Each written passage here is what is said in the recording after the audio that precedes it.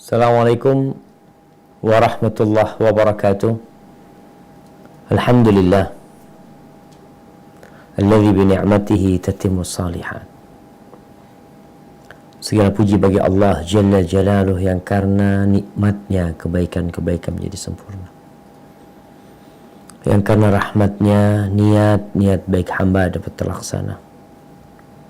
Allahumma salli wa sallim ala sayyidina Muhammadin wa ala alihi wa ashabihi ajma'in. Ya Allah, semoga salawat dan salam senantiasa tercurahkan untuk baginda Nabi kita Muhammad alaihi salatu wassalam, untuk keluarga beliau, untuk istri-istri beliau, untuk putra-putri beliau, dan untuk seluruh sahabat Nabi. Semoga Allah meridhai kita bersama mereka. Amma ba'd.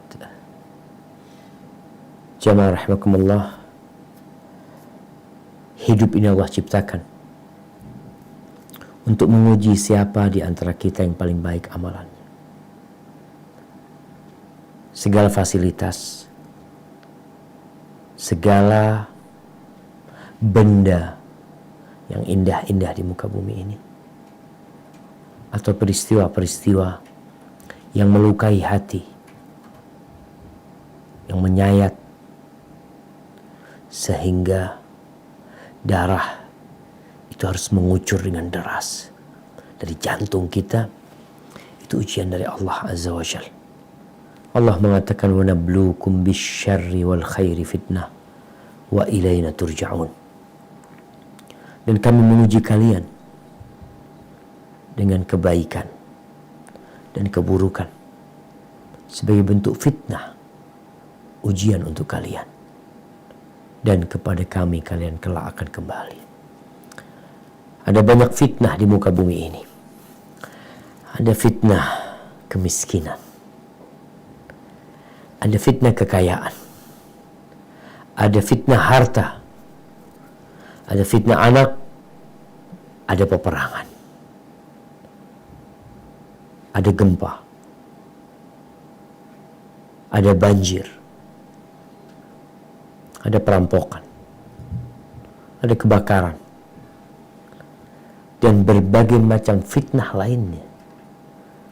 Akan tetapi Nabi kita Muhammad sallallahu alaihi wasallam bersabda dalam hadis yang diriwayatkan oleh Imam Bukhari dan Muslim, beliau mengatakan, ma taraktu ba'di finnas fitnatan adarra 'ala rijali minan nisa. Kata beliau alaihi salatu wassalam, aku tidak meninggalkan setelahku di tengah-tengah manusia sebuah fitnah, sebuah ujian yang lebih membahayakan atas kaum laki-laki daripada wanita. Di antara semua fitnah yang ada, ternyata yang paling dahsyat buat kaum laki-laki adalah wanita. Para wanita harus faham bahwa dirinya adalah fitnah, ujian. Dia perhiasan yang indah, yang dunia tanpa wujudnya terasa gelap, walaupun mentari terbit dan di langit tidak ada segumpal awan pun. Kedamaian, ketenangan, ketentraman tanpa ada wanita susah untuk didapatkan. Allah Azza wa Jalla berfirman, zuyyina linnas hubbus syahwat. Telah dicintakan kepada manusia hubbus syahwat, cinta kepada syahwat. Syahwat apa? Allah mengatakan minan nisa, dari wanita-wanita. Lanjutan ayat itu mengatakan minan nisa'i wal banin wal qanatiril muqantarah. Allah jadikan wanita termasuk cinta syahwat, dan Allah memulai dengan wanita sebelum menyebutkan emas, perak, kendaraan, pertanian, usaha-usaha, sebelum fitnahnya anak, sebelum semua fitnah. Kenapa? Subhanallah. Kenapa wanita yang Rasulullah sallallahu alaihi wasallam mengatakan naqisatu aqlin wa din?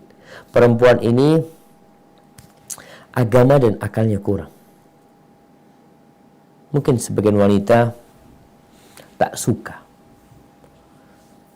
dengan uraian atau dengan sabda Rasul SAW ini. Tapi kita harus terima. Itu realita. Siapapun punya hak untuk membuktikannya.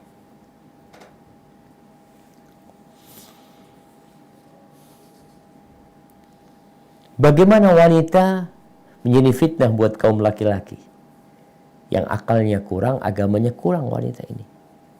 Ternyata membuat laki-laki melakukan tindakan-tindakan yang menjadikan akal dan agamanya kurang. Seharusnya dia tidak melakukan itu. Kalau akalnya lengkap, nggak mungkin dia. Berapa banyak laki-laki yang korupsi karena wanita? Na'udzubillah. Akalnya di mana? Berapa banyak laki-laki yang akhirnya durhaka, memutus silaturahimnya gara-gara wanita. Melakukan perbuatan dan tindakan yang memalukan gara-gara wanita. Fitnah wanita maksudnya. Berlomba-lomba mencari dunia, lupa dengan halal dan haram karena fitnah wanita. Dalam hadis riwayatkan Imam Muslim dari Abu Sa'id Al-Khudri radhiyallahu anhu, bahwa Nabi alaihi salatu wasallam bersabda, "Inna dunya hulwatun khadirah wa inna Allaha mustakhlifukum fiha fayanzur kaifa ta'malun." Sesungguhnya dunia ini manis rasanya, hijau warnanya, dan Allah menjadikan kalian khalifah di sana supaya Allah melihat bagaimana kerjaan kalian, bagaimana kelakuan kalian di dunia. Fattaqud dunya, berhati-hatilah kalian dengan dunia. Wattaqun nisa, dan berhati-hatilah dengan wanita. Fa inna awwala fitnati Bani Israel kanat fin nisa. Awal fitnah di Bani Israel adalah wanita.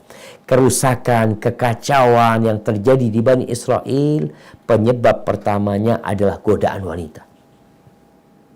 Di riwayat Imam Ahmad disebutkan perincian tentang kisah Bani Israel. Bagaimana fitnah wanita di sana? Disebutkan imra'atain tawilatain tu'rafan wa imra'atun qasiratun aw imra'atin qasiratin la tu'raf. Ada dua wanita yang tinggi yang orang udah pada tahu, dan ada wanita yang pendek, orang nggak tahu dengan dia. Kalau dia ini pendek, nggak dikenal dia. Fattakhadhat rijlain min khashab. Lalu perempuan ini pasang, kalau hadis sebutkan, kaki dari kayu. Dia pakai sepatu hak tinggi. Tinggi. Dia pendek, dia ingin tinggi. Maka dia pakai itu kaki dari kayu, ya sepatu yang berhak tinggi, yang itu biasanya dari kayu kan, sehingga dia tampak tinggi. Disebutkan wasaghat khataman fahashathu min atyabit tib al-misik.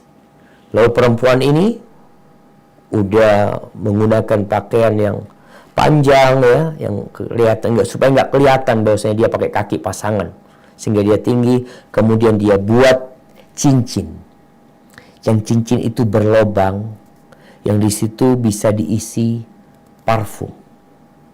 Maka dia kasih di dalamnya itu parfum yang wangi dari misik. Kemudian dikasih tutup.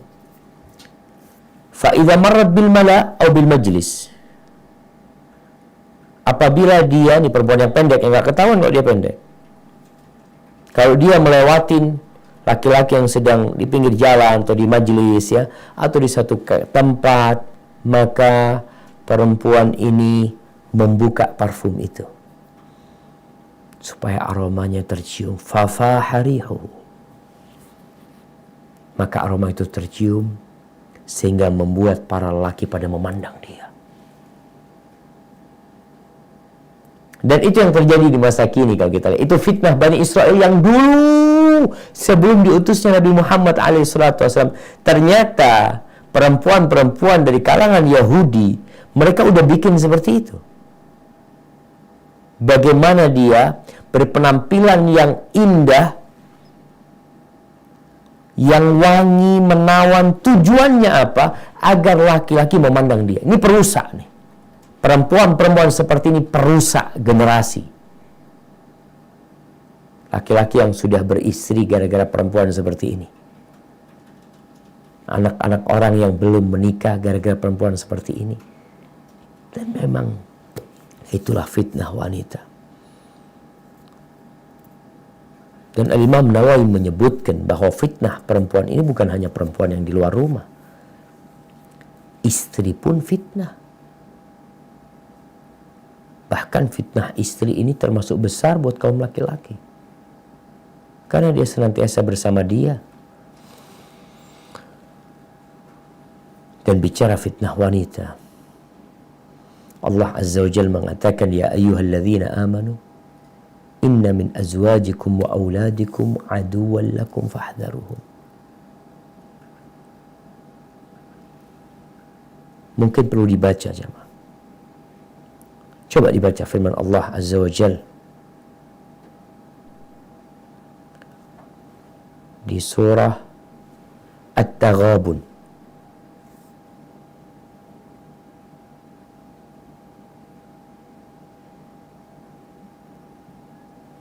ayat 14. Surat At-Taghabun ayat 14. أعوذ بالله من الشيطان الرجيم يا أيها الذين آمنوا إن من أزواجكم وأولادكم عدوا لكم فاحذروهم وإن تعفوا وتصفحوا وتغفروا فإن الله غفور رحيم. Wahai orang-orang yang beriman, sesungguhnya di antara istri-istrimu dan anak-anakmu ada yang menjadi musuh bagimu, maka berhati-hatilah kamu terhadap mereka. Dan jika kamu maafkan dan kamu santuni serta ampuni mereka, maka sungguh Allah Maha Pengampun, Maha Penyayang. Subhanallah. Seperti itu wanita. Anak-anak ya, menjadi musuh buat suami ya. Tentunya tidak semua. Ada sebagian. Al-Fudail bin Iyad, seorang alim ulama yang hidup sederhana, bahkan miskin. Pada suatu hari, dia mendapatkan kiriman, hadiah dari para khalifah. Dia dapat uang sebesar 10.000 dirham. 10.000 dirham. 10.000 dirham nih, kalau buat beli kambing, dapat 100 ekor. Ya kira-kira 100 jutaan. Kalau harga kambing 1 juta.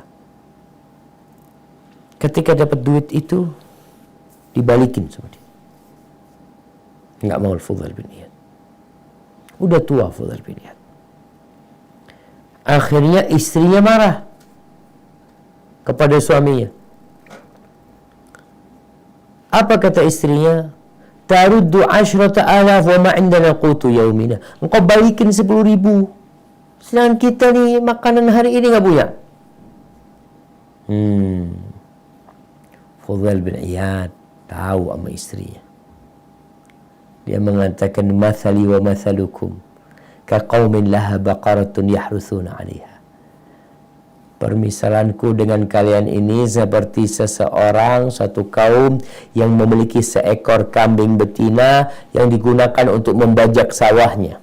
Ketika sudah tua disembelih. Wa kadza antum. Begitu pula kalian. Aradtum dzabhi ala kibari sinni. Kalian mau nyembelih aku dalam kondisi aku sudah tua renta kayak gini. Mutujuan qabla an tadhhabu fudailan. Kalau Fudail kalian mati kelaparan aja lebih baik sebelum kalian menyembelih Fudail. Tapi tidak semua selamat dari fitnah ini. Haibati fillah. Apa yang menyebabkan lelaki itu mudah tergoda dengan wanita? Kok bisa si wanita begitu menggoda? Lebih daripada godaan harta. Kata Nabi SAW dalam hadis riwayat Muslim, al-mar'atu aurah. Perempuan itu aurat. Perempuan itu aurat.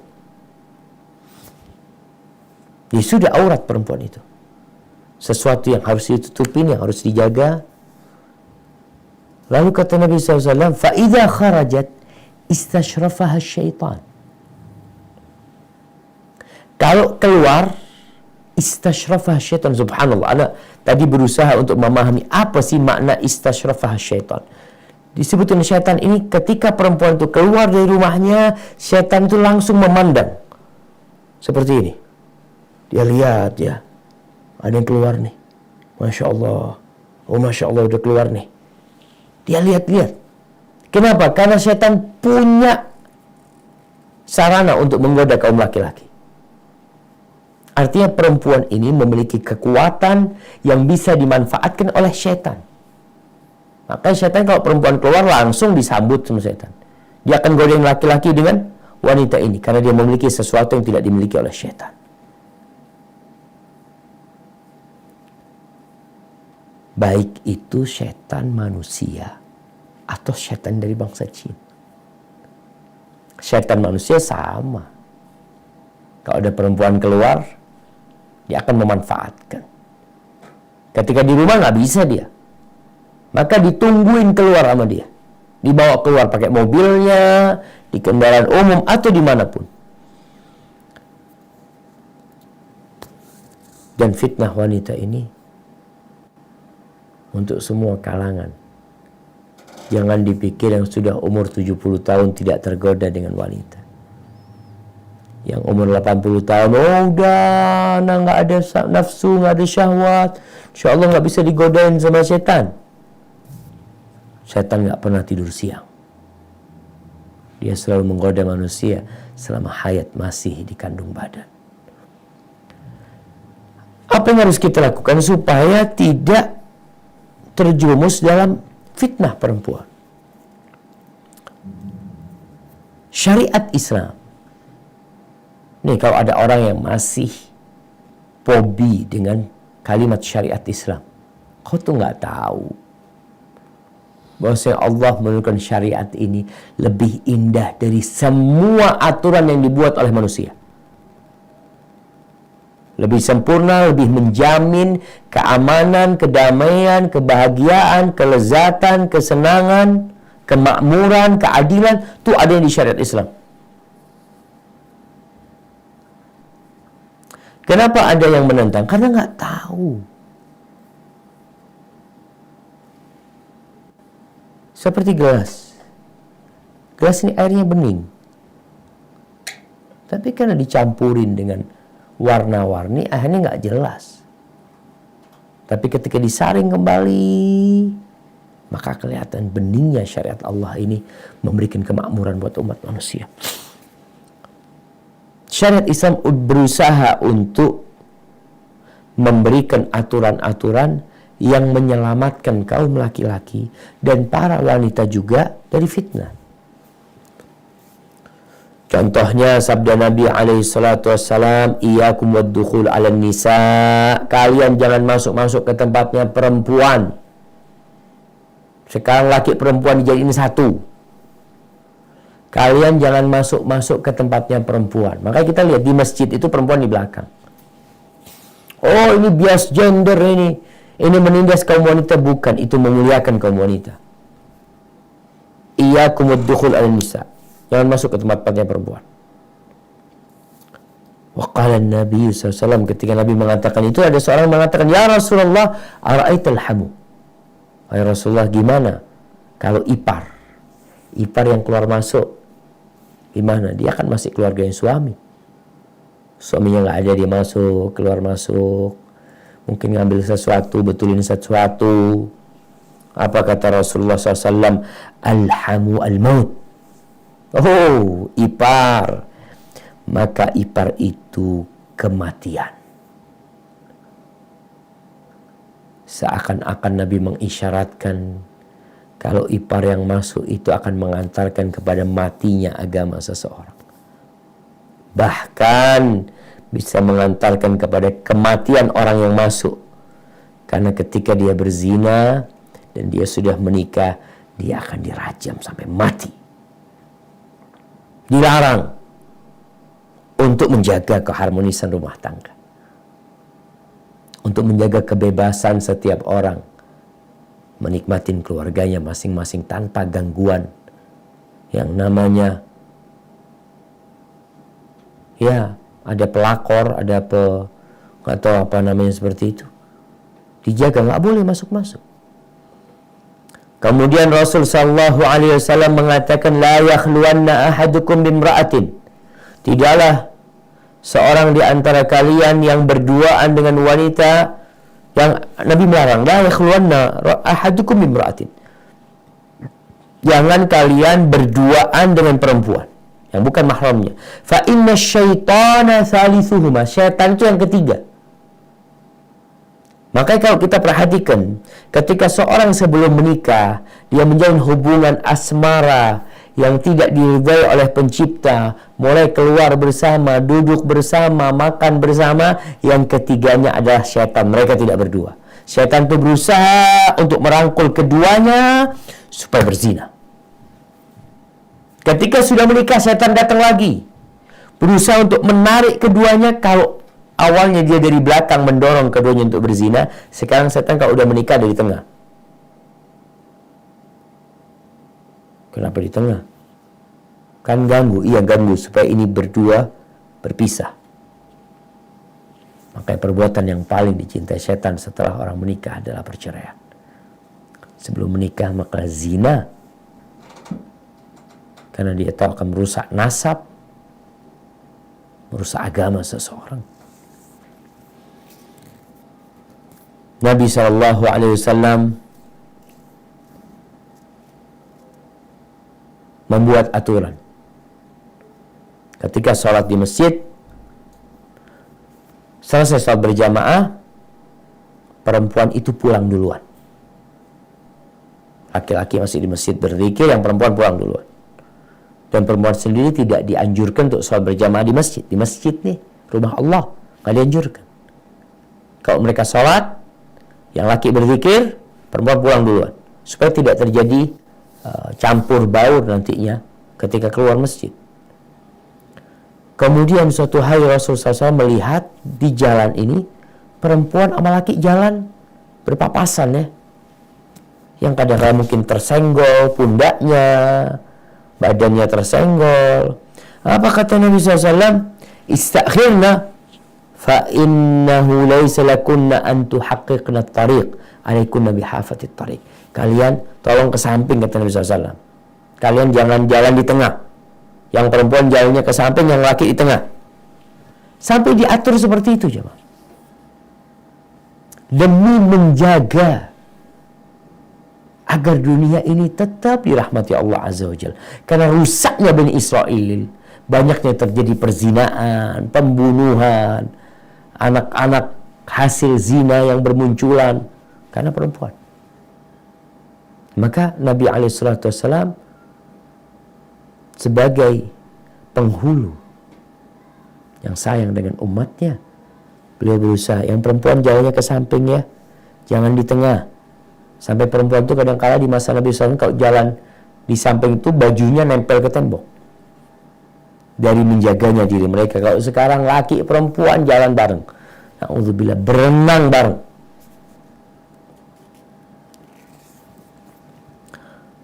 Ahibati fillah,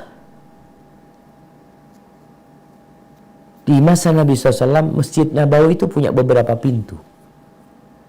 Nggak ada pintu khusus buat perempuan. Kalau sekarang kan Masya Allah perempuan dapat pintu khusus, jadi selesai laki nggak lewat sana. Karena di masa Nabi SAW masjidnya nggak besar. Akhirnya Nabi buat aturan lagi. Beliau mengatakan, "Lau tarakna hadzal bab." Mengatakan laki-laki, kalau bisa kalian tinggalkan pintu ini. Pintu ini biar untuk perempuan. Dan sampai sekarang pintu ini disebut babun nisa di Masjid Nabawi, bab perempuan. Dulu tempat masuknya perempuan, sekarang tinggal namanya doang. Karena masjidnya semakin meluas sehingga perempuan ditempatkan di tempat belakang. Ibnu Umar ketika mendengar Nabi SAW mengatakan itu, maka beliau nggak pernah masuk lewat pintu itu. Walaupun nggak ada perempuan, beliau nggak lewat pintu itu. Udah, pintu itu kata Nabi SAW, kalau kita tinggalkan lebih baik. Maka ditinggalkan Abdullah bin Umar. Untuk apa? Untuk menjaga diri. Aisyah radhiyallahu ta'ala anha, di masanya setelah meninggalnya Nabi SAW melihat kondisi wanita berubah. Yang dulunya pemalu, yang dulunya menjaga diri, akhirnya mereka udah mulai di masa Nabi, di masa Aisyah radhiyallahu anha. Lalu Aisyah mengatakan, andai kata Nabi SAW itu mengetahui atau hidup di masa yang seperti ini, niscaya beliau akan melarang perempuan-perempuan untuk keluar dari rumahnya, untuk berangkat ke masjid mungkin, sebagaimana wanita-wanita Bani Israel dilarang. Karena mereka menggoda. Wanita itu indah. Maka diperintahkan laki-laki untuk menundukkan pandangannya. Masanya berat. Kalau kita lihat sekarang bagaimana musuh-musuh Islam mengeksploitasi wanita, menjual wanita. Perempuan, oh enggak, kita enggak dijual. Di mana dijual? Mana-mana sekarang. Sampai anak pernah melihat di sebuah bar. Bukan anak masuk bar, jemaah. Sebuah hotel. Sebuah hotel, kalau nggak salah di Abu Dhabi. Di Abu Dhabi, Anda masuk lift, ada iklan di situ. Buat perempuan masuk bar itu gratis dan dapat 3 bir gratis. Oh, itu kan memuliakan wanita. Enggak. Mereka mau beli perempuan dengan harga murah. Karena kalau banyak perempuan di bar itu, banyak laki-laki yang datang. Laki-laki yang bayar, perempuannya gratis. Mereka mau jual perempuan. Mereka bikin pakaian-pakaian, ya Allah, jemaah. Berbagai macam perhiasan yang menggoda wanita, pakaian yang ketat, ya. Kemudian make up yang begitu menawan, dan cerita-cerita yang merusak juga banyak. Film-film dibuat untuk menggoda. Kita hampir tidak pernah melihat majalah kecuali ada wanita yang menggoda di sana. Koran, lihat koran sebelah kanan biasanya, bagian depan atau sebelah kiri mesti ada wanita. Iklan apa aja? Iklan mobil, iklan motor, iklan belanja, sabun, sampo, mesti ada di situ gambar wanita. Iklannya kulkas. Kenapa sih? Tadi hadisnya udah jelas. Nabi SAW mengatakan al-mar'atu aurah. Perempuan itu aurat. Kalau keluar rumah, setan langsung lihat. Oh, ini nih. Kita punya alat nih. Dilihatin sama setan, dimanfaatkan sama setan. Maka keluarnya wanita dari rumah dengan bersolek dan berias yang tidak diperbolehkan oleh syariat menjadi faktor yang sangat merusak. Mau tidak mau. Sekarang kalau kita masuk ke toko, ke mall, rumah sakit, pesawat, kereta, hotel, kantor,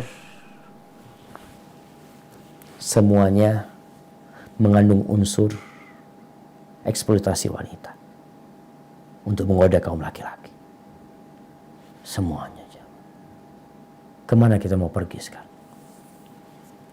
Kenapa sih di pesawat pramugari harus pakai kayak gitu? Kenapa harus pakai lipstik yang seperti itu? Harus pakai rok yang terbelah sehingga pahanya kelihatan? Harus pakai baju dress mungkin yang sebagian dadanya kelihatan? Kenapa sih? Ya supaya menarik. Berarti kau jual perempuan? Enggak dijual perempuannya. Dilelang. Ini sesuatu yang perlu kita pikirkan bersama. Karena ketika perzinaan merajalela, perselingkuhan di mana-mana, anak-anak SMP, SMA, kuliah sudah pada berzina, maka tinggal nunggu azab Allah Subhanahu wa taala ketika kita membiarkan perempuan ini terjadi. Allah di surat An-Nur ayat 31 mengatakan wala yubdina zinatahunna. Perempuan itu jangan menampakkan perhiasan-perhiasan mereka. Ini kata Allah, ini bukan nampakkan perhiasan, seauratnya dia buka. Di surat Al-Ahzab ayat 53 Allah mengatakan wa idza sa'altumuhunna mata'an fas'aluhunna min wara'i hijab. Kalau kalian minta sesuatu kepada keluarga Nabi SAW, minta dari balik hijab, dari istri-istri Nabi. Allah mengatakan di surat Al-Ahzab ayat 32, "Fala takhda'na bil qaul." Kalau ngomong, tolong ngomong jangan dilemah lembutkan. Kenapa? Fayatma alladhi fi qalbihi marad wa qulna qawlan karima. Maka nanti akan merasa tamak. Di sini ada resiko orang-orang yang jelek hatinya, yang ada penyakit di hatinya, jadi ingin berzina. Ini ngomong biasa. Gimana sekarang perempuan dengan lagu-lagunya, bernyanyi, sudah suaranya dibikin lembut, auratnya ditampakkan. Mau dibawa kemana bangsa ini? Generasi depan itu mau dibawa kemana? Diajarin apa dengan media yang kita lihat, televisi yang ada? Coba acara-acara yang dibuat sama mereka. Mana yang mendidik generasi muda untuk menjadi orang yang bermanfaat buat negeri dan bangsa. Hiburan, hiburan, hiburan, hiburan. Kita hidup bukan untuk berhiburan. Kita hidup untuk membangun kehidupan yang lebih nyata dan abadi. Kita harus serius menghadapi semua ini. Hiburan perlu. Yang bolehlah sepekan sekali ada hiburan. Tapi ternyata acara televisi dari pagi sampai sore, sampai malam, semuanya hiburan. Ada yang bermanfaat, Ustaz. Satu. Apa? Ya, ketika diumumkan masuk azan maghrib waktu Jakarta. Alhamdulillah manfaat tuh. Kita jadi waktu sholat. Setelah itu, lanjut lagi. Haibati fillah. Sekarang bagaimana kita menyelamatkan diri kita dari fitnah wanita? Yang wanita juga diperintahkan menutup auratnya, untuk tidak keluar rumah, untuk menjaga pandangannya. Kita bicara yang laki, apa yang harus dilakukan? Yang pertama, jangan melepas pandanganmu. Fitnah itu ada di luar. Kita berusaha untuk memperkecil fitnah yang ada, tapi di diri kita sendiri apa yang harus kita lakukan? Anda sebagai seorang laki-laki, maka ya seperti sabda Nabi SAW, la tudbi'in nadhrah an-nadhrah. Jangan diikuti pandangan dengan pandangan selanjutnya. Fa inna lakal ula wa laysat lakal akhir. Bagimu yang pertama, yang selanjutnya bukan. Maksudnya yang pertama bagimu adalah pandangan yang tidak sengaja. Nggak sengaja lihat perempuan, ya sudah, palingkan pandangannya. Ini adalah istilahnya itu al-wiqayatu khairun minal ilaj. Menjaga lebih baik daripada mengobatin. Tindakan preventif itu lebih baik daripada harus pengobatan nanti. Orang kalau sudah menjaga diri agar tidak terkena kanker, alhamdulillah bagus. Tapi kalau udah kena kanker, habis sudah. Naik tuh, stadium 1, stadium 2, stadium 3, stadium 4. Makanya udah kasih tahu rokok ini menyebabkan kanker. Jaga, jangan ngerokok. Kalau kau tetap ngerokok, rusak nantinya. Kau nggak kesian sama dirimu sendiri. Maka menjaga lebih utama daripada mengobatin. Begitu pula dengan wanita. Ketika kita nggak ngelihat, subhanallah jemaah, kenapa orang buta itu tidak terfitnah dengan wanita lewat matanya? Karena nggak pernah ngelihat, dia nggak tahu kayak apa tuh perempuan. Dan kita pun ketika tidak melihat, ada di ruangan ini umpamanya, ada perempuan lewat di luar sini, bolak-balik dia perempuan. Mungkin perempuan itu dengan rok yang seksi, ya lewat. Karena Anda nggak kelihatan, nggak tergoda Anda. Maka kalau kita lihat teman-teman di Australia, Masya Allah. Kalau di musim dingin, kata teman-teman, Masya Allah Ustaz. Kalau musim dingin, tertutup rapat. Sampai jarinya nggak kelihatan. Wajahnya tinggal sedikit yang kelihatan. Maka tatkala itu biasanya fitnah berkurang. Tapi kan apakah kita menunggu masa itu? Ya, kadang-kala kita perlu menciptakan masa seperti itu. Cari tempat yang kita tidak terfitnah dengan wanita. Dan ada seorang soleh yang mengatakan kepada anaknya, ya bunayya imshi wara al-asad wal aswad wal usud. Imshi wara al-asad wal usud wala tamshi wara amra'ah. Wahai ananda, berjalanlah engkau di belakang singa, tapi jangan berjalan di belakang wanita. Jalan di belakang singa, ada singa, jalan di belakangnya nggak apa-apa. Insya Allah kau nggak akan tergoda, tapi jangan berjalan di belakang wanita. Ya Allah Ustaz, masa seperti itu perempuan Ustaz? Betul. Jadi istilah di barat mengatakan ladies first. Perempuan suruh jalan dulu, nggak berlaku dalam Islam. Perempuan kalau berjalan, engkau ngelihat dia. Perempuan itu dari belakang, dari depan dan belakang menggoda. Tapi ketika engkau berjalan di depannya, selesai. Engkau nggak akan tergoda kemana? Dia di belakang, nggak kelihatan Anda. Maka berjalanlah di belakang singa. Tapi jangan berjalan di belakang wanita. Karena pandangan mata itu seperti anak panah yang beracun, kata Nabi SAW. Kalau sudah masuk, biasanya akan merusak sampai ke jantung. Dan membuatnya berpikir, akhirnya mengantarkannya kepada perzinahan. Bagaimana para salafus soleh menundukkan pandangannya? Ar-Rabi' Sufyan bercerita tentang Ar-Rabi'. Dia mengatakan, kana Rabi' yaghuddu basarahu. Rabi' itu menundukkan pandangannya, famarra bihi niswah. Tahu-tahu perempuan lewat.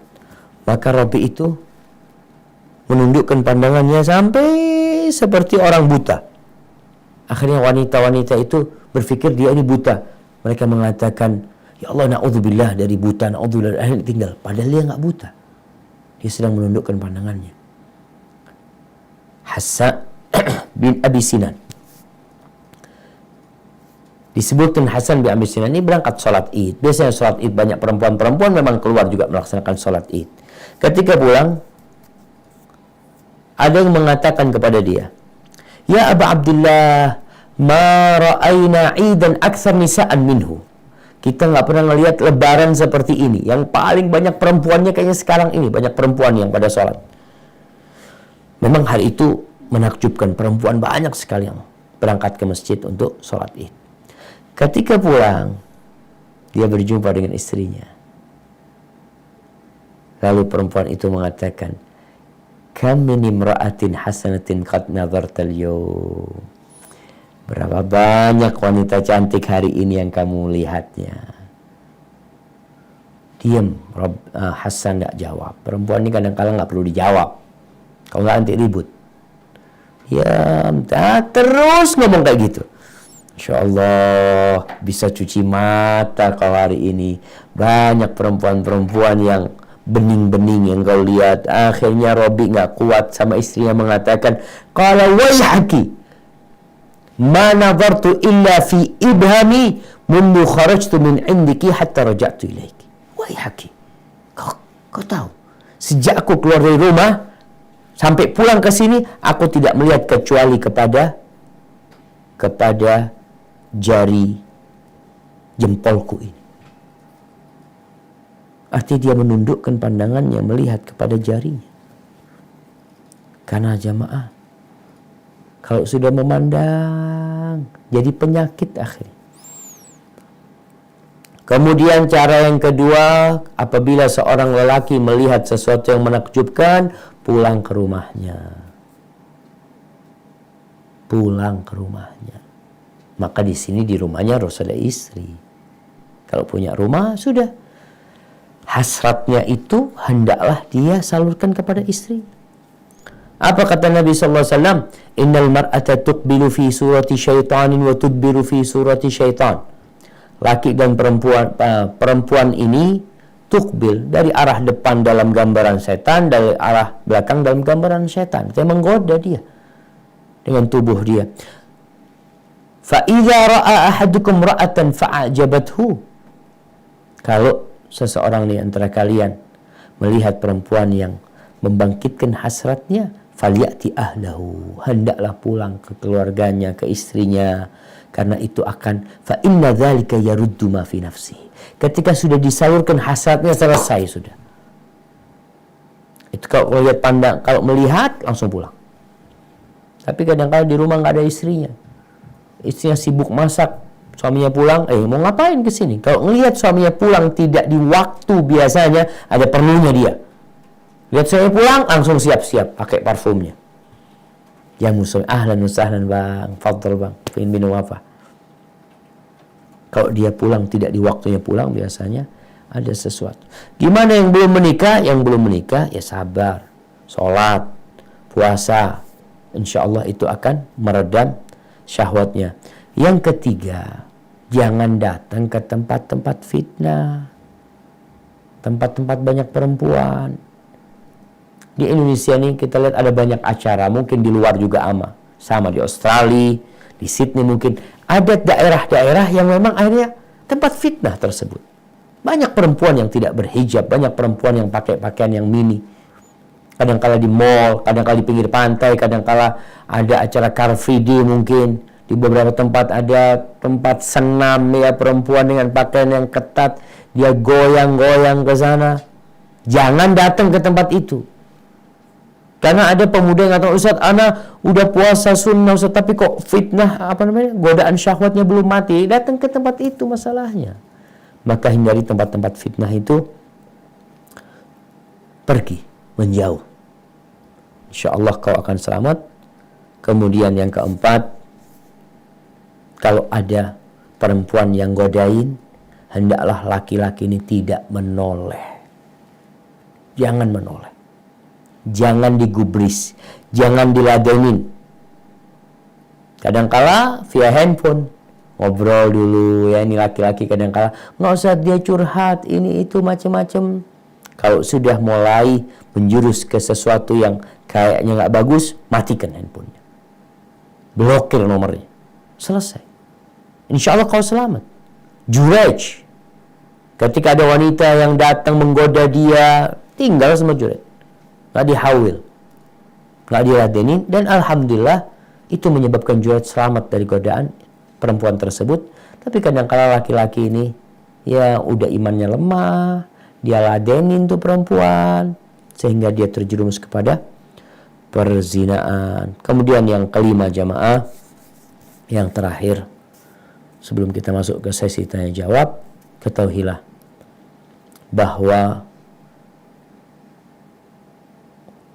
zina mata itu akhirnya nanti kepada zina yang benaran, yang menyebabkan pelakunya akan terlaknat, yang menyebabkan pelakunya akan dihukum dengan hukuman yang menjijikkan, dilemparin batu sampai mati.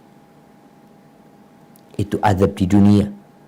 Sedangkan azab di akhirat, bagaimana Rasulullah SAW menjelaskan bahwasanya laki-laki perempuan itu akan dibakar dalam tungku, dalam kondisi telanjang dibakar, ketika panas mereka naik ke atas tapi nggak bisa keluar.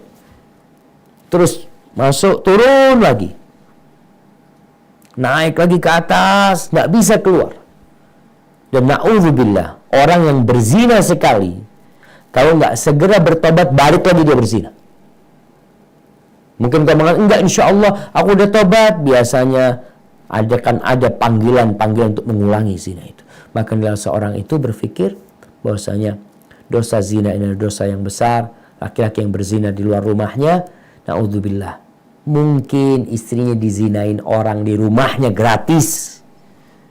Engkau merusak orang, kau berzina dengan anaknya orang, dengan ibunya orang, dan bisa jadi ibumu, anakmu, adikmu Allah tidak akan jaga.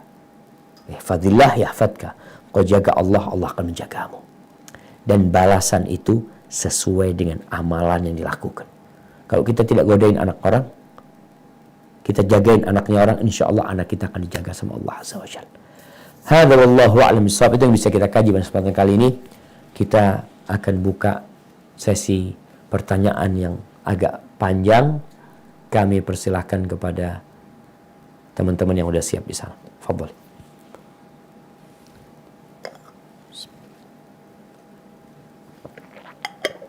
Assalamualaikum. Waalaikumsalam warahmatullahi wabarakatuh. Bolehkah wanita saat keluar rumah memakai perhiasan yang umum digunakan seperti cincin kawin atau gelang yang tidak terlalu berlebihan ukurannya, atau jam tangan? Apakah dibolehkan, Ustadz? Barakallahu fiik. Nah, ada perhiasan buat wanita yang memang nampak. Perempuan itu tidak boleh menampakkan perhiasannya. Tapi memang ada yang kata Allah SWT, illa ma dhahara minha, kecuali memang perhiasan yang nampak, nggak bisa disembunyikan. Apa yang tidak bisa disembunyikan? Ini menurut pendapat yang rajih, tangan perempuan dan wajahnya bukan aurat. Tapi kalau dia pakai cadar, akan lebih mulia buat dia. Maka kalau tadi ditanyakan pakai cincin, maka boleh dia pakai cincin. Karena memang itu yang nampak di diri dia. Tapi kalau gelang, boleh pakai gelang, tapi bukan untuk ditampakkan. Pakai jam silahkan. Tapi kalau akhirnya harus menyingkap lengannya supaya kelihatan gelangnya, itu nggak boleh. Karena ada perempuan yang pakai baju itu, nah ini harus hati-hati. Nggak semua pakaian kadang-kadang ada kancingnya. Terkadang ketika dia angkat akan nampak. Maka berusaha kalau mau pakai gelang nggak apa-apa, tapi bukan untuk ditunjukkan. Ada perempuan yang pakai kalung. Kalung itu tempatnya di dalam, di leher apa, di luar jilbab. Jadi ada perempuan, Masya Allah, karena ingin tampil supaya kelihatan cantik dia, dan dia tahu dia sudah pakai jilbab. Bagaimana supaya orang tahu dengan perhiasan dia? Perhiasannya dipakai di luarnya. Padahal Allah kata, la yubdina zinatahunna illa ma dhahara minha. Subhanallah jemaah. Dulu di masa Nabi SAW itu, perempuan itu pakai khal-khal. Khal-khal itu gelang rantai yang ada di kaki. Tertutup mereka, tapi mereka ingin orang lain tahu kalau dia punya itu. Dia kadang-kadang pukul ketika berjalan itu supaya berbunyi. Itu dilarang. Kalau sekarang memang ditaruh di luar supaya kelihatan orang. Jadi kalau tadi mau pakai jam memang untuk kebutuhan dia melihat ya. Kemudian kalau dia mau pakai gelang, yang penting gelang itu tidak nampak, karena tempatnya gelang itu ada di lengan yang masih masuk aurat. Seperti itu. Hadza wallahu a'lam bissawab. Nah. Oke. Barakallahu fiik Ustaz, kami dari Brisbane. Iya, pertanyaannya mengenai hijab, memakai jilbab itu kan sebagai perlindungan terhadap wanita. Bagaimana wacana sekarang yang menganggap bahwa wanita yang memakai jilbab atau sudah tertutup pun masih diperkosa, atau anak kecil itu terjadi pelecehan seksual. Jadi istilahnya itu dibilang bahwa memakai jilbab itu pun tidak menjamin perlindungan terhadap wanita. Bagaimana menjawab syubhat yang seperti ini, Ustaz? Jazakallahu khairan. Barakallahu fiik. Subhanallah jamaah. Bicara syubhat ya. Ana baca sebuah tulisan di Inggris. Iya, di Inggris. Di sebuah majalah atau di koran ya. Ini waktu yang lama sebenarnya. Anda lihat itu tulisan lama. Bagaimana kepolisian Inggris memberikan arahan kepada perempuan-perempuan, karena di sana banyak terjadi pemerkosaan ya, macam-macam, digodain laki-laki. Maka diberi arahan di sana. Yang pertama arahannya supaya mereka pakai baju yang tertutup, yang sopan. Ini karena mereka bukan muslim. Pakai baju yang tidak menggoda, sebutkan. Kemudian yang kedua, menghindari tempat-tempat yang sepi. Yang ketiga, kata dia, kalau ada laki yang mengikuti dia, berusaha dia untuk nyebrang jalan sana, nyebrang lagi, kelihatan kalau dia masih mengikuti, maka berarti dia mau berbuat jahat kepada perempuan ini, maka dia minta tolong kepada kepolisian, kepada pihak yang berwajib. Subhanallah, yang pertama ditulis oleh koran Inggris, arahan dari pemerintah Inggris pada waktu itu agar wanita berpakaian sopan. Jadi kalau bicara wanita tetap diperkosa walaupun pakai jilbab, ya tidak bisa kita kita bisa menjaga, berusaha. Perempuan dalam rumah diperkosa, dibunuh dalam rumah, di dalam rumahnya. Apakah kemudian nggak menjamin orang di dalam rumah itu nggak diperkosa gitu? Berarti ya udah perempuan keluar rumah aja. Perempuan dianjurkan untuk di dalam rumah. Jadi kalau tadi ada cerita bagaimana ada wanita yang pakai jilbab masih diperkosa, coba dilihat berapa persen perempuan yang pakai jilbab diperkosa. Bagaimana kejadiannya?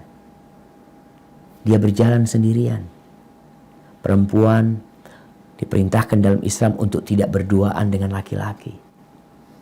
Perempuan dianjurkan atau diperintahkan untuk tidak safar kecuali dengan mahram. Artinya syubhat yang tadi itu sebenarnya syubhat yang lebih lemah daripada rumahnya laba-laba. Karena sejatinya secara data, kalau kita bicara data lah, coba dilihatlah di mana banyak terjadi pemerkosaan. Apa penyebab terjadi pemerkosaan? Apa penyebab terjadinya pelecehan? Bercampurnya laki dengan perempuan. Sampai di Meksiko, jemaah di Meksiko, Ana benar-benar heran.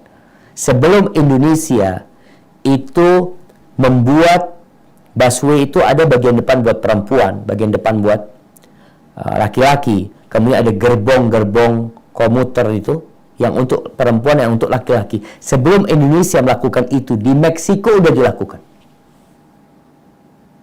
Kenapa? Karena mereka melihat kalau bercampur laki sama perempuan, perempuan dizalimin. Dan ini ternyata Islam udah ngajarkan dari dulu. Jadi syubhat-syubhat seperti itu sebenarnya syubhat ya omong kosong yang tidak berdasarkan data, tidak berdasarkan penelitian, yang ada hanya kebencian kepada Islam. Barakallahu fikum. Nah.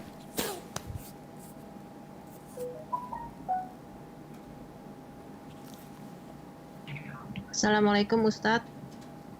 Dari Perth ada pertanyaan titipan dari seorang ibu. Bolehkah saya merasa capek? Bagaimana cara saya untuk terus bisa sabar menghadapi cobaan dan fitnah terus menerus terhadap dirinya? Di mata seseorang dia lakukan itu selalu dinilai salah. Tolong nasihatnya untuk seorang ibu ini, Ustadz, karena dia sudah merasa lelah. Jazakallah khairan. Satu lagi, Ustadz. Barakallahu fiik. Warahmatullahi wabarakatuh, Ustaz. Waalaikumsalam warahmatullahi wabarakatuh. Pertanyaannya, seorang wanita menjaga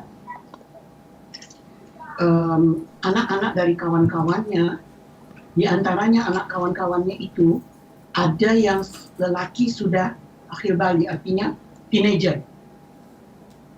Sedangkan wanita ini udah umur 70 tahun. Bagaimana itu menurut nasihat Ustaz? Jazakallahu khairan. Nah,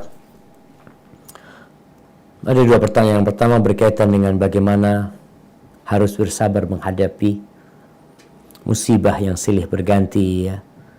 Yang dia kok kayaknya udah gak sabaran menghadapi yang seperti itu.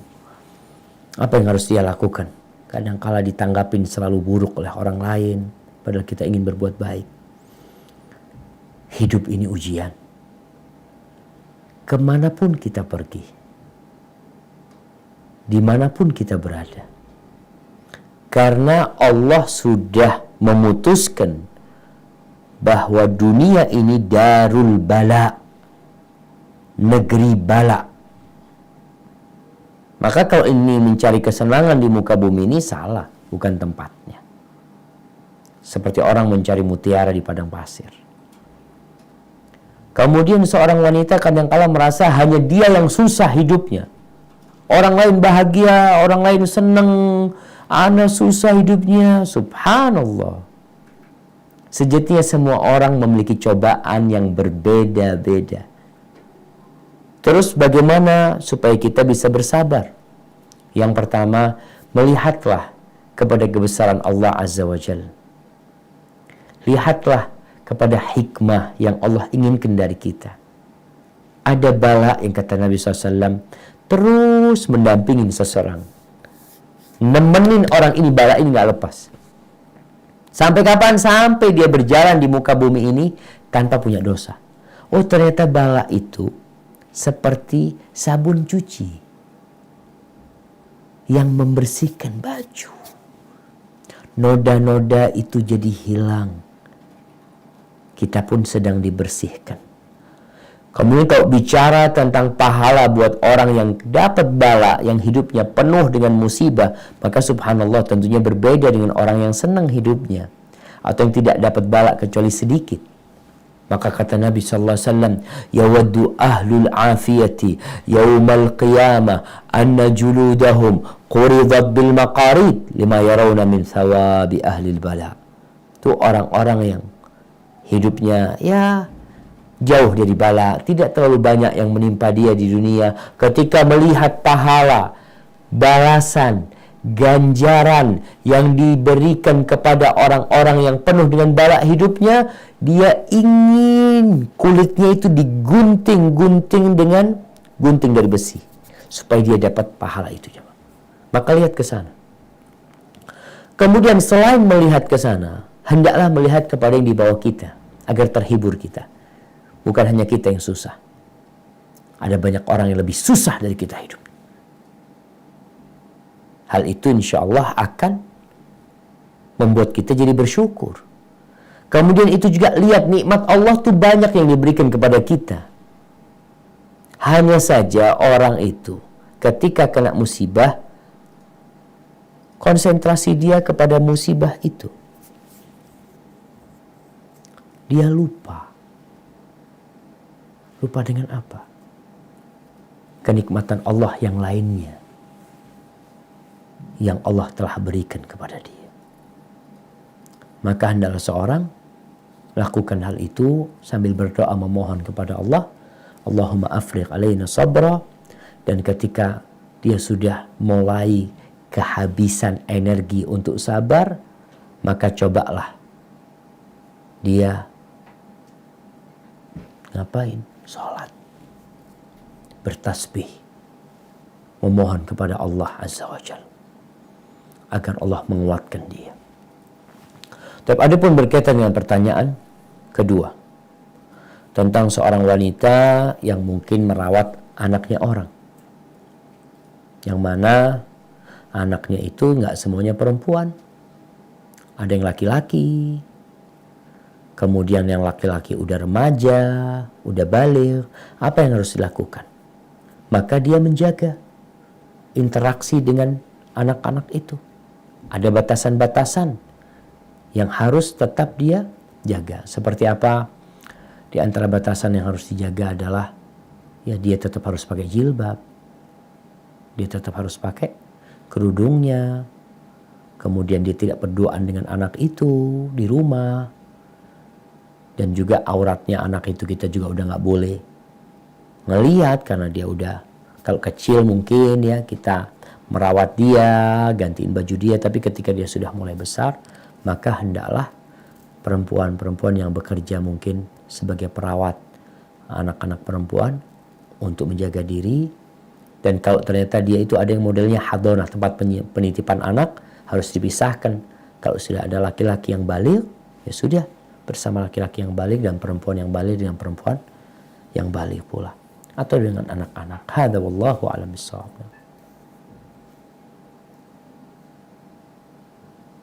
Nah, silakan. Assalamualaikum Ustadz. Waalaikumsalam warahmatullahi wabarakatuh. Kita dari Melbourne mau punya 2 pertanyaan. Yang pertama, ada travel mengurus jamaah untuk pergi umroh. Travel ini memberikan keringanan pergi umroh dulu, terus habis itu boleh bayar bertahap, Ustadz. Bagaimana menurut Ustadz? Mohon pencerahannya. Yang kedua, di Indonesia kan kita ketahui banyak yang ikut senam-senam, terus kadang mereka pakai jilbab, tapi pakai aksesoris, pakai make up. Kebetulan saya ada family yang udah cukup umur, beliau janda. Saya mau menasehatinya Ustadz agar dia tidak tersinggung. Mohon pencerahannya Ustadz, gimana caranya kita kasih nasihat untuk beliau. Jazakallah khairan. Assalamualaikum. Barakallahu fiik. Subhanallah jemaah. Nah, berkaitan dengan pertanyaan pertama, yaitu ada travel umroh yang menawarkan untuk berangkat umroh gratis, bukan gratis, bayar pulangnya. Jadi bayar secara bertahap ketika sudah pulang dari umroh. Berkaitan dengan hal ini, Allah Azza wa Jalla mengatakan, walillahi 'alan nas hajjul baiti man istata'a ilaihi sabila. Sesungguhnya Allah Azza wa Jalla memiliki sebuah kewajiban atas umat manusia untuk berkunjung ke rumahnya bagi yang mampu. Bagi yang mampu. Baik itu haji atau umroh, berkunjung ke rumah Allah ini untuk yang mampu. Yang tidak mampu nggak wajib untuk berangkat ke sana. Kalau dia mau berangkat dengan berhutang, maka ingat bahwa Rasulullah SAW berlindung dari hutang. Jangan bermudah-mudahan untuk berhutang. Ini travel sekarang yang ada dalam benak kebanyakan mereka adalah mencari keuntungan sebesar-besarnya. Mencari jamaah sebanyak-banyaknya. Dengan menawarkan tadi, mamanya bayarnya setelah pulang. Kalau engkau memiliki sesuatu yang bisa dijaminkan untuk membayar, mungkin boleh berangkat. Tapi kalau nggak ada, jangan. Karena kalau engkau mati meninggalkan hutang, orang yang mati syahid, orang yang mati syahid ketika dia punya utang, maka subhanallah, tidak akan masuk surga sampai dia melunasi hutang. Maka nasihat ana, berusahalah untuk tidak berhutang, kecuali punya jaminan yang bisa untuk membayar itu. Tapi kalau mengatakan enggak, insya Allah Ana bisa nyicil dengan gaji bulanan. Ketika engkau meninggal dunia, engkau nggak punya gaji bulanan. Selesai sudah urusanmu. Dan akan menjadi beban buat keluargamu nantinya. Padahal itu bukan sesuatu yang harus engkau kerjakan. Seperti itu. Barakallahu fiik. Lalu berkaitan dengan pertanyaan kedua ya, yang memiliki tentang senam, yang udah pakai jilbab tapi tetap pakai aksesoris ya, tetap make up macam-macam, tuh perempuan jamaah, padahal udah umur ya, kadang kala dia udah janda apalagi ya, tetap dia itu ingin menarik orang lain untuk memandang dia, gak berhenti jamaah. Subhanallah, ini pertanda memang godaan wanita ini dahsyat sekali. Lalu bagaimana kita memberikan nasihat kepada orang-orang seperti ini? Kasih nasihat tentang iman terlebih dahulu.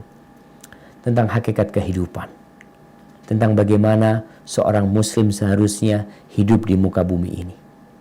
Dengan cara seperti itu, ingatkan dia dengan akhirat ya. Ingatkan dia dengan surga Allah Azza wa Jal. Kemudian sampaikan bahwasanya banyak perintah-perintah Allah yang harus kita kerjakan ya. Larangan-larangan yang harus kita tinggalkan. Kemudian baru berbincang tentang seorang muslimah itu seharusnya jaga diri, jangan sampai dia menjadi penyebab lelaki tergoda sama dia. Dan setan tuh senangnya di sana tadi. Ini perempuan kalau keluar rumah langsung dijaga sama setan. Tadi dilihat dari jauh, wah ini dapat dia buruan untuk memburu yang lainnya. Jadi sekedar buat umpan untuk berburu yang lainnya. Dan subhanallah, perempuan itu kalau dalam rumah itu hampir nggak mau bermake up. Dan Allah tanya sama yang dari mana aja. Ana mau tanya, yang dari Melbourne. Ana mau tanya dari Melbourne. Kenapa perempuan itu kok baru bermake up kalau keluar rumah?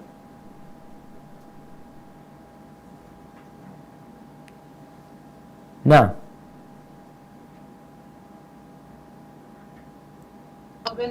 Alhamdulillah dari Melbourne kalau keluar nggak ada yang pakai makeup. ya kita lihat perempuan umum, bukan Melbourne, banyak tuh perempuan. Kalau keluar rumah semua pakai make up. Kalau dalam rumah nggak bermake up mereka. Bener nggak perempuan? Ini kita bukan bicara perempuan yang pakai jilbab ya. Enggak. Perempuan yang nggak pakai jilbab. Kenapa kalau dia di rumah nggak bermake up? Kenapa? Karena nggak ada yang ngeliatin. Ini pertanda memang dia menggunakan itu supaya dilihat oleh kaum laki-laki. Seperti cerita awal Bani Israel. Adakah perempuan dalam rumahnya dia pakai sepatu hak tinggi ya, kemudian di depan suaminya dia jalan dengan sepatu itu? Ada nggak? Ada insya Allah kalau udah pakai jilbab.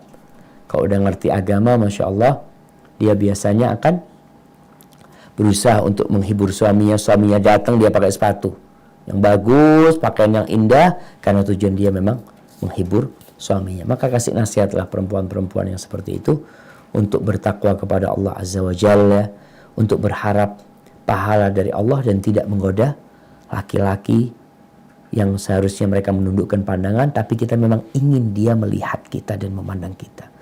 Kemudian yang terakhir, ingin dipuji dan disanjung dengan keindahan yang ada pada dirinya, padahal udah tua kadang-kala jamaah.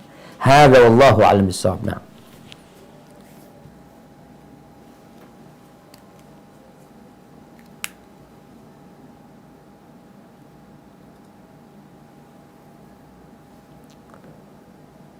Nah, silahkan.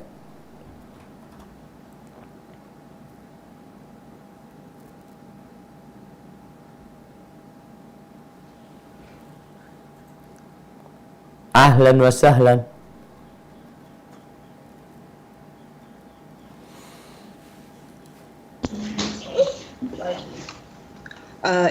Barakallahu fiik Ustaz, saya membacakan pertanyaan dari Canberra. Siap.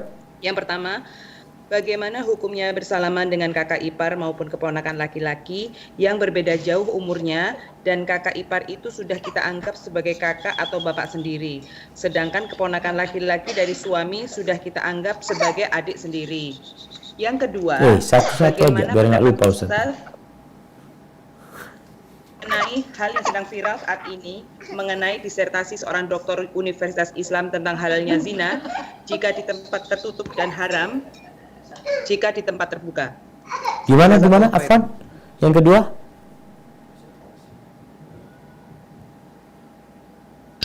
Yang kedua, bagaimana pendapat Ustadz mengenai hal yang sedang viral saat ini mengenai disertasi seorang doktor Universitas Islam tentang halalnya zina jika di tempat tertutup dan haram jika di tempat terbuka. Nah, Allahu Akbar jamaah. Baik, pertanyaan yang pertama. Pertanyaan pertama, Ana sampai lupa. Apa pertanyaan pertama? Ipar. Pertanyaan pertama tentang ipar.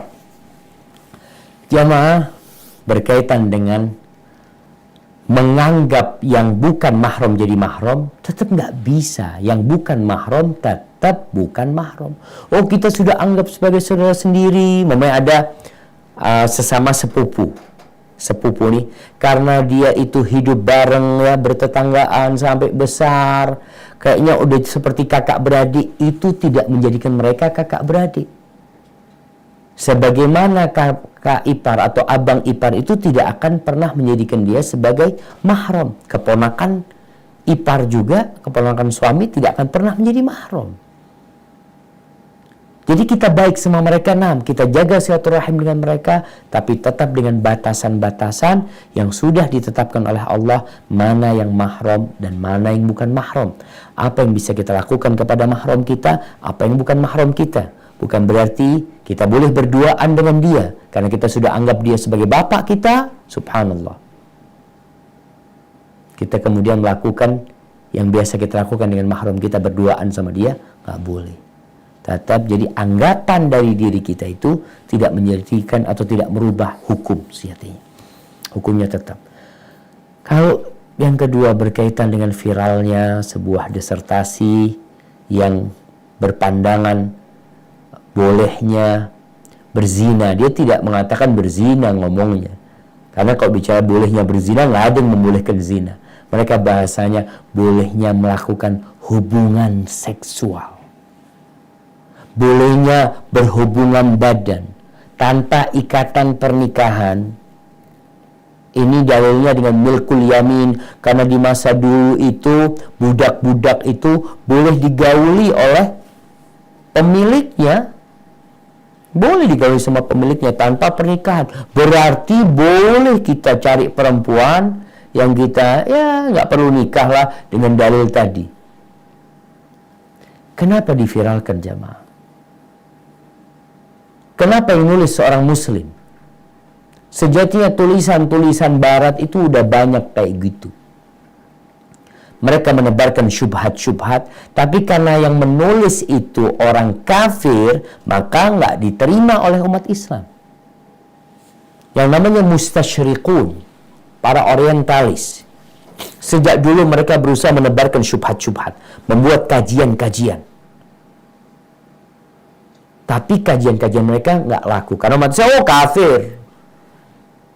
Maka orang-orang kafir pun berpikir, kalau begitu nggak bisa kita berbicara pakai lisan kita. Pakai apa? Pakai lisannya orang Islam. Maka bagaimana umat Islam ini diajarin sama mereka?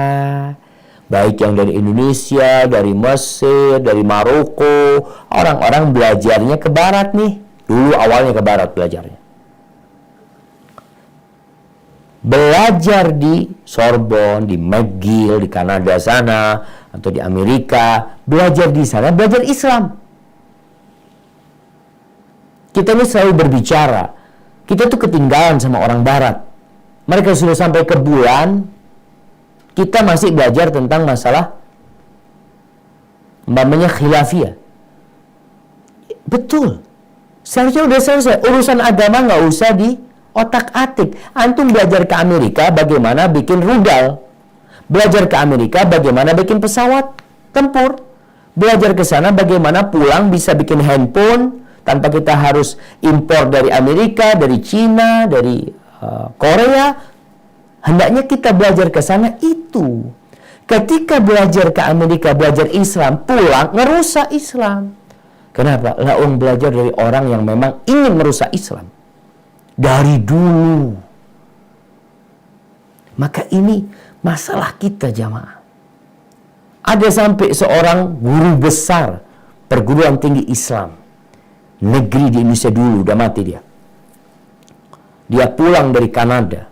Awalnya sekolah di Indonesia, terus ke Mesir, terus lanjutkan S2, S3-nya di Kanada. Kemudian dia memiliki pandangan-pandangan yang merusak Islam. Dan bukunya itu, Masya Allah, dijadikan kurikulum di perguruan tinggi Islam. Subhanallah jamaah. Ketika dia ke Kanada, dia cerita, Ana baru dapat Islam di sini. Dia di Mesir sekolah, bertonton nggak dapat Islam di sana. Dapat Islam yang benar di Kanada. Islam yang siapa? Islam yang sudah di-redesign oleh orang-orang Barat itu supaya umat Islam ini tidak ditolong sama Allah SWT. Dan kalau sekarang viral, beberapa tahun yang lalu sudah ada buku sama dari perguruan tinggi Islam, sebuah jurnal yang menulis Tuhan izinkan aku untuk menjadi pelacur. Lanjutannya sekarang. Dulu sudah ada tuh buku, cuma belum viral mungkin. Karena ya masih banyak ulama-ulama yang menentang. Tapi sekarang muncul nih yang seperti ini. Jadi dulu judulnya Tuhan izinkan aku untuk menjadi pelacur, sebuah memorial yang ditulis dengan anggapan bahwasanya apa sih bedanya pernikahan dengan pelacuran? Pernikahan itu hanya kantong-kantong sperma laki-laki. Dan sama yang dibungkus dengan buku hijau pernikahan sama aja dengan yang pelacuran itu sendiri. Dan mereka mengatakan yang kita lihat sekarang, dulu pelacur, nggak ada lagi pelacur, sekarang disebutnya PSK.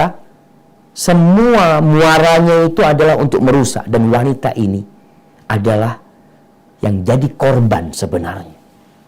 Dia yang jadi korban sebenarnya.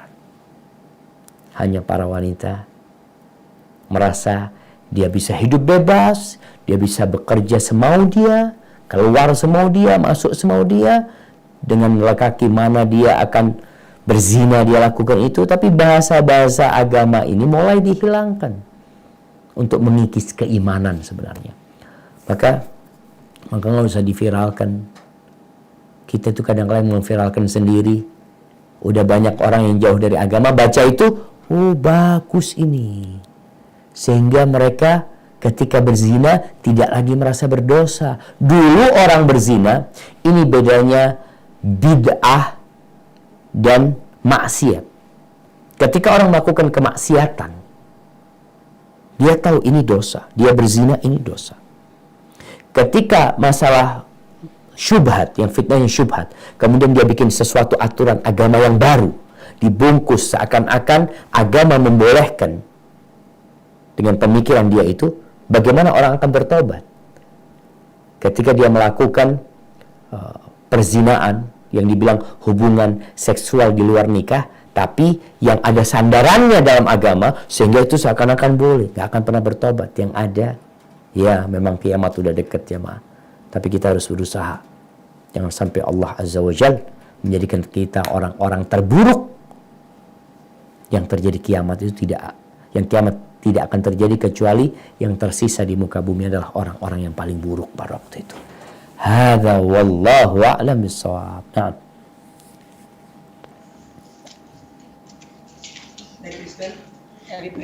Dari Brisbane Ustadz. Assalamualaikum warahmatullahi wabarakatuh. Waalaikumsalam warahmatullahi wabarakatuh.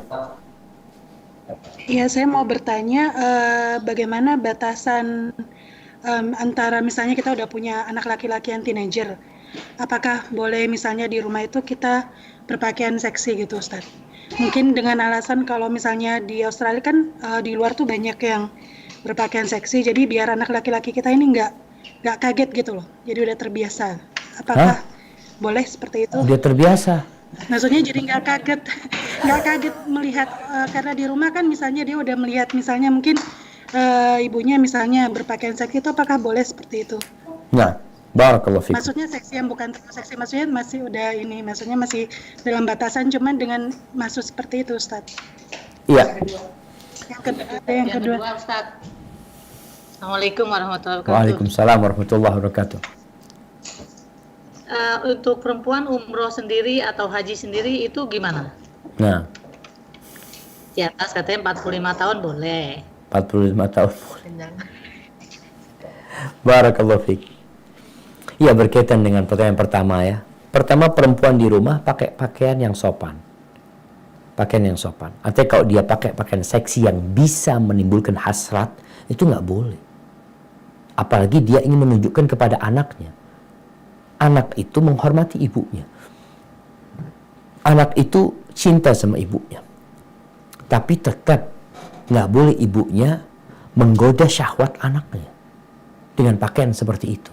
Kalau bicara nantinya, ya Ustadz untuk membiasakan dia itu akan terbiasa dengan sendiri nanti di luar melihat hal itu. Tidak perlu ibunya memberikan pembiasaan seperti itu kepada dia. Tapi ibu pakai pakaian seksi, artinya kalau pakaian yang sopan ya, pakaian yang mungkin dia pakai rok, pakai baju yang sopan di depan suaminya, nggak ada masalah. Anaknya yang penting tadi jangan sampai menimbulkan syahwat ketika berpakaian di depan mahram-mahramnya, tetap dengan pakaian yang sopan. Adapun anaknya nanti di luar, kita kasih penjelasan.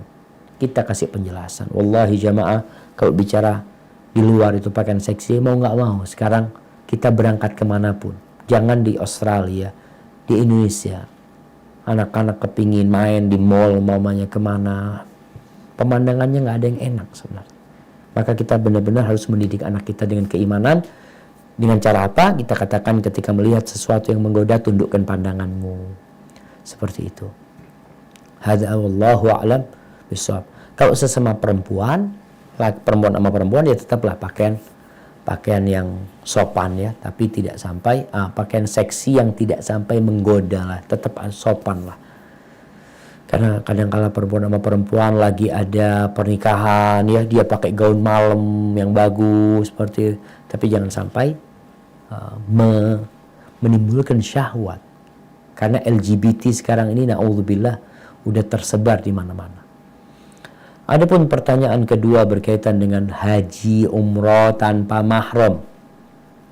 Jadi kalau kita berbicara hukum fikih, memang akan mendapatkan khilaf di antara para ulama. Ada yang mengatakan boleh dan tidak boleh. Ada yang mengatakan boleh dikarenakan dahulu larangannya itu berkaitan dengan keamanan buat wanita tersebut. Nah, sekarang kalau bicara keamanan, siapa yang menjamin keamanan tadi buat dia? Dia nggak akan tergoda di sana, ada yang jagain dia. Kemudian kalau bicara umur 45 tahun ke atas, memang pemerintahan Saudi mungkin tidak mensyaratkan mahram buat yang 45 tahun ke atas. Bukan berarti yang umur 45 tahun ke atas nggak menggoda. Kadang-kadang ada wanita yang masih menggoda. Maka nasihat ana, tetaplah berusaha untuk tidak umroh, tidak haji, kecuali pakai mahram. Namun kalau kondisinya benar-benar tidak punya mahram dia ya, nggak ada mahramnya dia, udah mati semuanya, dan dia ingin berangkat haji, dalam madhab Imam Ahmad bin Hanbal, kalau nggak punya mahram jadi nggak wajib dia haji walaupun dia punya harta. Tapi dalam mazhab lainnya, kalau memang dia, dalam mazhab Syafi'i kalau nggak salah, kalau memang sudah nggak ada mahram, maka dia bisa berangkat dengan jaminan teman-teman perempuan yang akan menjaga dia. Hadza wallahu a'lam bishawab. Nah.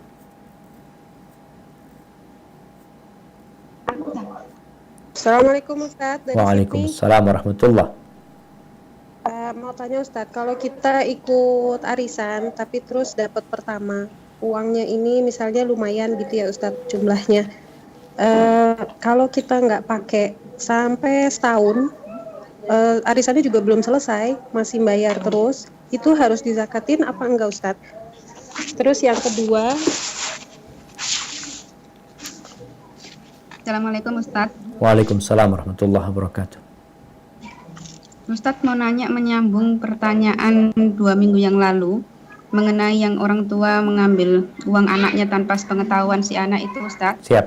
Dalam hal ini Ustadz, yang mengambil itu ibu, dia mengambil uang anak perempuannya dengan kondisi si ibu ini sudah meninggal suaminya dan si anak ini sudah menikah dan dia berpenghasilan sendiri. Anak perempuan ini tidak bergantung sama suami. Penghasilannya Masya Allah Ustadz. Ya. Tapi kalau diminta dia agak pelit Ustadz, tapi kalau diambil dia nggak tahu. Masya Allah. Jazakallah Ustaz. Siap. Berkaitan dengan pertanyaan pertama. Apalagi pertanyaan pertama? Arisan. Arisan. Ketika kita punya uang yang mengedap dan masuk ke nisabnya, sedangkan kita punya utang, yang utang itu belum jatuh temponya, apakah ini ada zakatnya? Ada zakatnya. Dia keluarkan zakatnya. Kecuali dia kalau nggak kepingin keluar zakatnya, bayarin tuh utangnya. Arisan itu umpamanya. Kalau anti mama anak punya uang banyak, Ustaz, nggak kepake. Sedangkan anak punya utang arisan ini, umpamanya dapat duit 100 juta. 100 juta. Utangnya sama 100 juta nantinya. Karena uangnya orang juga ini. Dia yang sudah dia dapat itu dia harus bayar tiap bulan 10 juta umpamanya. Maka kalau dia ingin selamat, lebih baik dia bayarin tuh. Anak udah lunas arisan anak. Jadi dia nggak punya duit. Tapi kalau uang itu mengendap di tempat dia dan dia nggak pakai sampai nisabnya, ketika di akhir tahun, maka dia keluarkan zakatnya. Jadi berkaitan dengan utang kita ke orang, apakah dipotong utang kita sama orang? Umpamanya anak punya uang 100 juta. Anak punya uang 100 juta, anak punya utang rumah nih, nyicil. Rumah ini masih sisa 300 juta. Memang nyicilnya sampai 10 tahun. Apakah anak nggak wajib zakat? Wajib zakat. Pendapat yang lebih kuat wajib zakat. Karena memang ketika itu engkau punya uang itu. Kecuali uang itu kau bayarkan, kau nggak punya uang. Tapi kalau masih ada pada dirimu dan engkau tidak melunasi utangmu, maka hendaklah mengeluarkan zakatnya. Adapun menyambung pertanyaan yang lalu, jelas sekali pertanyaannya. Ibu ini ngambil harta anak perempuannya yang punya penghasilan sendiri, bukan mengambil harta suami putrinya. Ketika dia memang memerlukan uang tersebut, maka dia ambil dengan cara yang baik. Khudhi bil ma'ruf. Ambil dengan cara yang baik. Untuk kebutuhan. Bukan untuk berfoya-foya, bukan untuk bermegah-megahan. Insya Allah tidak masalah dia mengambil harta putrinya yang itu memang milik putrinya sendiri, bukan milik suaminya. Kemudian sang ibu mengambil dengan cara yang baik. Karena seorang anak punya kewajiban berbakti kepada orang tuanya. Ya, berbakti sama orang tuanya itu salah satunya dengan harta. Kecuali perempuan ini nggak punya harta, anak nggak punya harta, Ustaz, harta itu harta milik suami. Maka ketika itu nggak boleh ibunya ngambil harta suaminya akhirnya. Hadza wallahu a'lam bissawab. Nah. Dari Ford Ustaz. Assalamualaikum warahmatullahi wabarakatuh Ustaz. Waalaikumsalam warahmatullahi wabarakatuh. Pembahasan yang soal hutang tadi, Ustaz, misalnya saya punya hutang, lalu saya sakit, terus saya sudah mengucapkan sama suami saya akan melunasi hutang saya kepada seseorang. Suami saya udah tahu bahwa saya punya hutang sama seseorang, tapi suami saya belum tahu orang itu siapa. Tapi saya udah niat untuk bayar hutang itu sebelum saya misalnya meninggal duluan, umpamanya begitu Ustaz. Tapi saya udah ada niat untuk bayar. Bagaimana Ustaz kembali ke soal hutang yang tadi Ustaz jelaskan? Gimana? Afwan. Niatnya baru mau mati baru niat. Sebelumnya nggak niat mau bayar. Ya niat, maksudnya bukan gitu Ustaz. Maksudnya niat. Gimana? Anak-anak jadi nggak paham. Ini niat. Kan niat mau bayar hutang. Iya kan. Saya misalnya udah bayar, udah dicicil gitu Ustaz, misalnya gitu. Dalam proses pencicilan hutang. Oke. Ya misalnya. Nah terus karena misalnya saya sakit, saya bilang sama suami saya gitu misalnya. Bilang dan itu untuk apa? Iya untuk bayar, untuk menyelesaikan hutang itu. Tapi iya seandainya terjadi apa-apa sama saya udah bilang sama suami saya mau melunasi hutang. Tapi saya belum nyebut nama orang itu, nama yang saya punya hutang itu. Tapi saya keburu meninggal gitu. Gimana dengan niat itu? Kalau gimana niat bayar. Tapi kalau nggak dibayar, belum bayar berarti. Udah bayar, udah dicicil. Belum lunas kan? Iya, berarti kalau belum lunas, mati meninggalkan hutang. Iya, nah suami saya tuh mau lanjutin pelunasannya itu, tapi suami saya nggak tahu orangnya siapa gitu. Oh, oke. Jadi masalahnya anti minta suami melanjutkan pembayaran itu. Nah, tapi suami nggak tahu. Maka di sini karena nggak disebutkan namanya. Maka di sini tugas keluarga ya, tugas keluarga. Penting keluarga ini ketika keluarganya meninggal dunia, hendaklah dia menanyakan kepada teman-temannya ya. Kalau abah anak punya utang, kalau ibu anak punya utang, atau kalau hal anak punya utang, tolong datang ke anak akan lunasin insyaallah. Seperti itu. Jadi kalau umpamanya akhirnya tidak terlunasi utangnya, apakah anti tetap dosa? Tetap menanggung itu. Makanya pentingnya mencatat hutang. Karena niat saja, insya Allah jemaah, kalau orang niat, semoga Allah mudahkan. Tapi bukan berarti dia telah melunasi hutangnya. Dan bagi orang yang telah menghutangi orang lain, kemudian orang itu meninggal dunia, dan dia tahu ahli warisnya, maka seharusnya dia ngasih tahu ahli warisnya. Kenapa? Karena sebelum pembagian waris itu, Allah Azza wa Jalla menyuruhnya untuk dikeluarkan dalam pembayaran hutang dan wasiat. Kemudian gimana kalau pemilik uang ini nggak ngasih tahu? Enggak lah, anak akan tagih di akhirat. Nggak boleh engkau. Engkau dosa juga. Karena tuh keluarganya nggak tahu. Dan engkau ingat. Dan keluarganya mau bagi warisan sedang menunggu. Mungkin abah punya utang. Ditunggu-tunggu engkau nggak datang. Dengan alasan mau nagih di akhirat. Ya enggak. Dan ini juga membuat kita lebih berhati-hati tentang utang agar ditulis wasiat. Kalau engkau punya utang, tadi tulis wasiat. Ana punya utang sama fulan, sama fulan, sama fulan ya. Sebelum membagi warisan, tolong ini dilunasin. Hadza wallahu a'lam bishawab. Pertanyaan terakhir.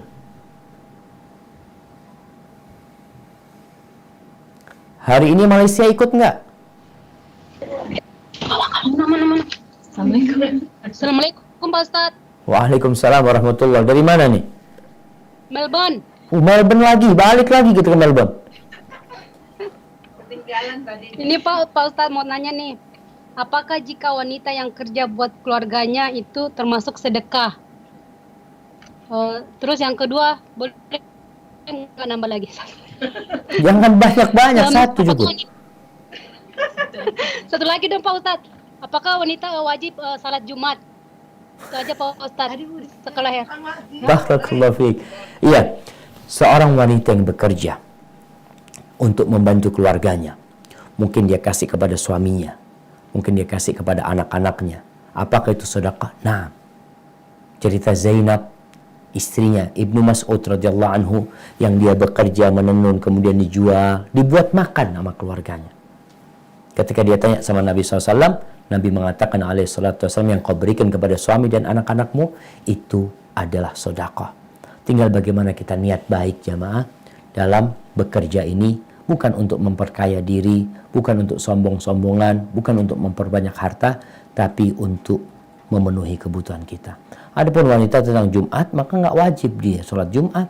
Tapi kalau dia ikut sholat Jumat, maka gugur sholat duhur dia. Menurut pendapat yang lebih kuat, cukup dia sholat Jumat menggantikan sholat zuhur dia. Hadza wallahu a'lam bishawab. Assalamualaikum Ustadz dari Kuala Lumpur. Waalaikumsalam warahmatullahi wabarakatuh. Terakhir Kuala Lumpur ini. Tadi pertama sudah Ustadz. Oh sudah pertama. Nah, tafadhali. Bagaimana sebaiknya untuk anak perempuan kita, apakah lebih baik sekolah di sekolah umum yang dekat dengan rumah orang tuanya, atau sebaiknya sekolah di pesantren yang lokasinya jauh dari rumah, di mana orang tuanya tidak bisa rutin menjenguknya? Dan sebaiknya umur berapa kalau misalnya lebih baik sekolah di pesantren? Nah, barakallahu fiik. Ya subhanallah jamaah, berkaitan dengan sekolah ini, ana berharap semua yang mendengar suara ana ini, dimanapun kau berada, ana ingin di setiap kota itu ada sekolah khusus putri, bukan pesantren. Ana keingin setiap kota ada sekolah khusus putri, SMP dan SMA, khusus putri. Kenapa? Karena masalahnya banyak orang-orang yang berat untuk menyekolahkan anaknya di pesantren. Tapi dia takut untuk menyekolahkan putrinya di SMP atau SMA umum karena bercampur laki perempuan. Dan sudah banyak kejadian perzinaan di sana karena memang mereka berada di lingkungan yang memudahkan untuk berzina. Orang tua takut. Banyak orang-orang itu yang seperti itu. Apa solusinya? Ya kita yang harus berpikir. Dan insya Allah ya, Ana pernah sampaikan bahwasanya di Jakarta itu ada sekolah Kanisius milik orang-orang Katolik dari sejak dulu tahun 30 Masehi, itu khusus laki-laki saja. Khusus laki-laki saja. Dan ada sekolah-sekolah Katolik yang khusus perempuan saja. Bukan pesantren, sekolah khusus perempuan. Maka harapan anak kita, umat Islam, memiliki di setiap kota itu solusi untuk kebaikan umat ini, kebaikan negeri ini dan bangsa ini, sekolah khusus perempuan. Karena ada orang yang nggak mau masuk anaknya pesantren karena jauh mungkin, karena susah untuk berjumpa dengan anaknya. Maka nasihat anak, kalau tadi ada sekolah perempuan dan insya Allah lingkungannya baik, silahkan sekolah di situ, nggak harus ke pesantren. Tapi kalau tidak mendapatkan lingkungan yang baik, maka solusinya pesantren. Terus kapan dimasukkan ke pesantren? Anak itu mulai lulus SD biasanya sudah bisa mandiri. Ini umum. Anak kalau sudah lulus SD biasanya sudah bisa mandiri. Tapi ada yang nggak umum. Ada yang masih belum bisa berpisah sama orang tuanya, biasanya setelah lulus SMP. Itu nggak banyak yang kayak gitu. Tapi rata-rata biasanya lulus SD itu sudah siap. Kalau sebelum SD janganlah karena terlalu kecil. Hadza wallahu a'lam bishawab. Itu yang bisa saya sampaikan. Apabila benar itu dari Allah Jalla Jalaluh, kalau ada yang salah dan kurang berkenan itu dari diri anak pribadi, Allah dan Rasulnya terbebaskan dari kesalahan itu. Sampai berjumpa kembali. Wassalamualaikum warahmatullahi wabarakatuh.